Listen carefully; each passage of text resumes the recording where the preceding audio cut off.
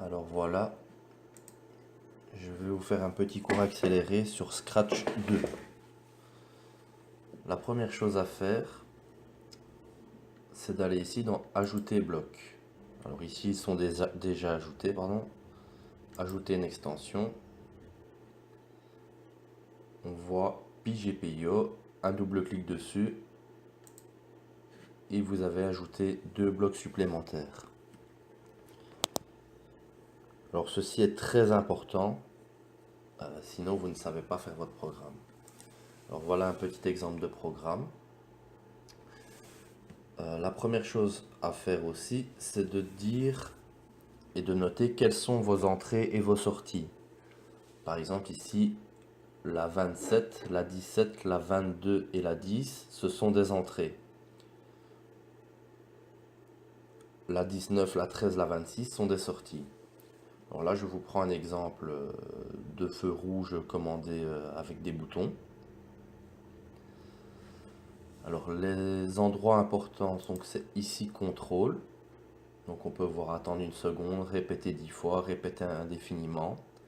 Des options, donc if, else, donc si il y a ceci, donc on voit la forme, la forme hexagonale ici, à l'endroit où on peut rentrer ce genre de choses. Si vous avez quelque chose de rond, vous ne pouvez pas le rentrer dedans, donc vous ne pouvez pas vous tromper en réalisant votre programme. On a tout ce qui est capteur aussi, une touche touchée, pointeur souris touché, etc., etc. On a les événements, donc quand la touche espace est pressée, etc., etc. Nous avons aussi la partie son. On peut ajouter des sons avec ça. Ben voilà, je vais rajouter le son Bravo par exemple ici. Voilà, je vais lancer mon programme. Alors, pour lancer le programme, c'est ici. Donc moi j'ai décidé que on le voit quand le petit drapeau vert est pressé. Le programme se lance. Alors on voit que le programme s'est mis en surbrillance. Donc maintenant, j'ai juste déclaré au tout départ mes entrées, donc input.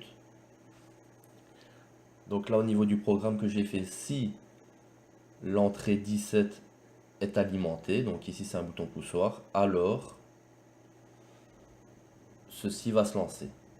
Donc je lance l'entrée 17.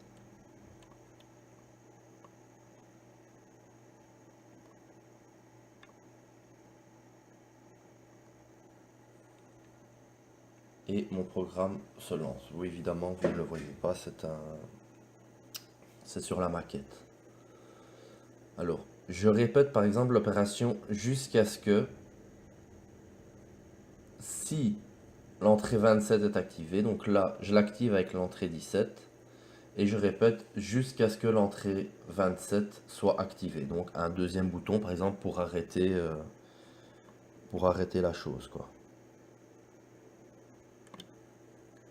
Donc, la lampe 19 s'allume et les deux là sont éteintes. Après 0,5 secondes, la lampe 19 s'éteint, on reprend 0,5 secondes et on recommence. Donc en fait ceci, c'est un clignotement. Donc, Bravo, bravo, bravo, tu as, bravo, bravo, tu as, bravo, voilà, donc ici je peux mettre par exemple un bip. tu as réussi. Appuyez sur le premier bouton, s'il vous plaît. Voilà. Donc on a entendu le son qui s'est joué lorsque j'ai appuyé sur le bouton poussoir. Et pour l'arrêter, j'ai appuyé sur le bouton 27. Donc pour le démarrer, j'appuie sur le 17. Pour l'arrêter, j'appuie sur le 27. Alors on peut déplacer hein, ces boutons-là, donc on les encastre directement.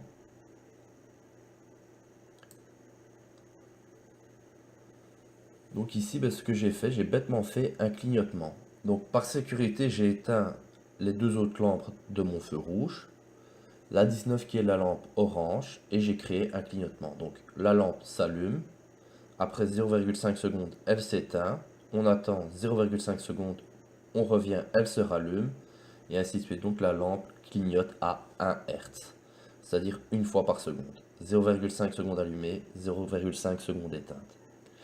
Et tout ça va continuer jusqu'à ce que j'appuie sur le bouton 27. Alors ici, un peu plus bas au niveau du programme, j'ai recommencé un petit peu ça. Si j'ai remis encore une fois 27 en entrée, je n'étais pas obligé de le faire vu que je l'ai fait au-dessus. Donc si j'appuie sur le bouton 27, alors ma lampe 13 va s'allumer. Sinon, ma lampe 13 est éteinte. Donc en même temps, mon bouton 27 sert à arrêter le clignotement ici. Mais pour être sûr que j'appuie bien dessus, qu'il n'y ait pas un mauvais contact, lorsque j'appuie dessus, je lui fais allumer une autre lampe avec. Alors ça, c'est une première partie de programme. Alors j'ai fait une répétition indéfinie, évidemment pour que mon programme tourne en boucle et ne pas qu'il s'arrête une fois qu'il aura fait ses opérations. Alors, deuxième partie, GPIO 10. Voilà, quand j'appuie sur mon bouton 10, c'est toujours le même principe. Tant que je n'ai pas appuyé sur le bouton 22, ceci va se produire. Donc là, par exemple, c'est le feu rouge, le 13 est allumé. Après 2 secondes, on éteint le feu rouge, on allume le vert. Après 2 secondes, on éteint le vert, on allume l'orange, on attend une seconde, on éteint l'orange et on recommence au-dessus en rallumant directement le rouge. Même chose pour le 22, voilà. Donc ça, ce sont des exemples de programmes. Alors, je vais charger un autre programme. Je vais charger le programme de la voiture, par exemple.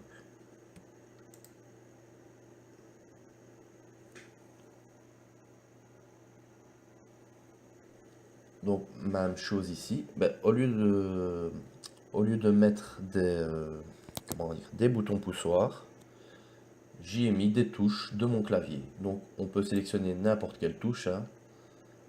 Ça va fonctionner. Donc, ici, évidemment, tant que je ne lance pas mon programme sur ma petite flèche verte, il n'y a rien qui va se passer. Une fois que j'ai lancé mon programme, tout se met en surbrillance et dès que j'appuie sur les touches, j'active mes entrées et sorties. Alors pour la voiture, c'est un peu plus spécifique. Le Raspberry est connecté au relais. À la carte relais, en fait, c'est une carte relais pour Arduino. C'est une autre sorte d'un ordinateur, on va dire comme ça. Par contre, vous voyez ici, je désactive la sortie 18, donc low.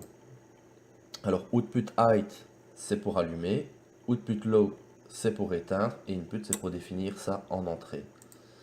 Alors low, c'est censé être pour éteindre, mais avec la carte relais, c'est inverse. Donc quand je coupe le courant au niveau de la sortie, mon relais va s'activer. C'est vraiment un fonctionnement inverse. J'arrête mon programme. Voilà, donc là, quand j'appuie sur la flèche du haut, j'active ma sortie 18, bien que je la désactive en réalité. Sinon, si je n'appuie pas dessus, je l'éteins. Donc en réalité, ici, je l'active. Donc c'est inversé. Pareil pour les touches gauche-droite. Et vous voyez ici, il y a des entrées supplémentaires. C'est uniquement pour ne pas que... Donc en fait, la 18 correspond à marche avant, la 23 à marche arrière. Et pour ne pas que j'appuie sur les deux en même temps, j'ai fait une petite sécurité qui n'en est pas réellement une. Donc nous allons plus travailler au niveau de la sécurité électrique. Et donc voilà. Je vais charger un autre programme.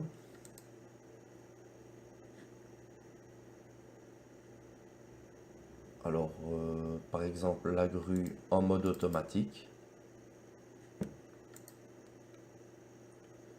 Ok.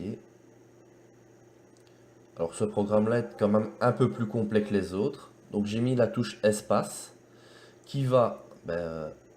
tout ce qui est en height, en fait, ce sont mes LED.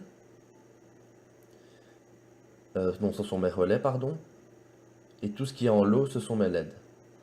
Donc quand je vais appuyer sur la touche espace, peu importe si j'ai lancé le programme ou pas ici, la touche espace est censée fonctionner tout le temps. Donc au lieu de presser le petit drapeau, je presse la touche espace. Et là donc j'active toutes mes sorties, donc je mets tous mes relais à 0 et je mets toutes mes LED à 0, donc éteintes. Alors, pour le commencement, ben, je lance la procédure, mon programme. Ici, je joue un son. Il y a des LED qui s'allument, les LED s'éteignent et la grue commence à démarrer. Donc, ça suit chaque étape avec chaque son. Alors, je vais arrêter le programme là. Donc, j'active ou j'arrête un relais, j'attends un peu, j'active et j'éteins un autre relais. Je joue un son par la même occasion ben, pour dire, voilà, déclarer un mouvement. Donc ce sont des choses qui peuvent se faire. Alors on voit au niveau des temps, ben, parfois ici j'ai dit 3 secondes pour aller de gauche à droite et j'ai mis 3,1 secondes pour aller de droite à gauche. Alors en fonction de votre maquette, ce sont des réglages que vous devrez apporter. Ma grue, même chose pour le temps de descendre, donc j'ai 1,7 secondes, 2 secondes. Ben, en fait, ces temps-là, ben, j'ai remarqué que la grue allait plus vite pour descendre que pour monter, évidemment, vu elle doit tracter un poids. Donc ça, ce sont vraiment des réglages qui se font sur place. Ça, je ne peux rien vous dire au niveau du programme. Donc les choses importantes, c'est tester les entrées-sorties, si elles sont activées ou non. Activer ou pas les entrées-sorties, donc high ou low. Le contrôle, donc on a quand même attendre jusqu'à, voilà, répéter jusqu'à stopper tout. Voilà, ce sont les choses que vous allez le plus utiliser. Le son, et si vous voulez, vous pouvez même faire jouer le personnage, créer une supervision. Voilà, on sait faire bouger un petit peu ce personnage-là, etc., etc. Et vraiment au niveau des capteurs, alors vous, normalement, vous n'avez pas à toucher à ces choses-là majoritairement.